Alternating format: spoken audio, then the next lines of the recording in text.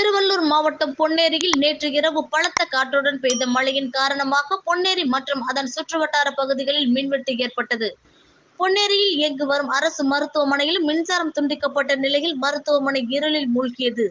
புதிய கட்டிடம் அமைந்துள்ள அவசர சிகிச்சை பிரிவினை தவிர பழைய கட்டிடம் அமைந்துள்ள பிரசவ அறை, உள்நோயாளிகள் பிரிவு உள்ளிட்ட அறைகளில் மின்வெட்டு காரணமாக மின்சாரம் இல்லாமல் கர்ப்பிணிகள், பாலூட்டும் தாய்மார்கள், பச்சிளம் குழந்தைகள் மற்றும் நோயாளிகள் அவதியுற்றனர். இதுபோன்ற மின்வெட்டு ஏற்படும் நேரங்களில் குழந்தைகள் கடத்தல், நோயாளிகளின் உயிருக்கு பாதுகாப்பு மற்றும் அவர்களின் உறவினர்களுக்கு சமூக விரோதிகளால் ஏற்படும் அச்சம் உள்ளிட்ட பல்வேறு குற்றச் செயல்கள் ஏற்படுவதற்கு வாய்ப்பு உள்ள நிலையில் போதிய வெளிச்சம் மற்றும் மின் வசதி ஏற்படுத்தி தர வேண்டும் என சமூக ஆர்வலர்கள் சுகாதாரத்துறையை வலியுறுத்தியுள்ளனர்.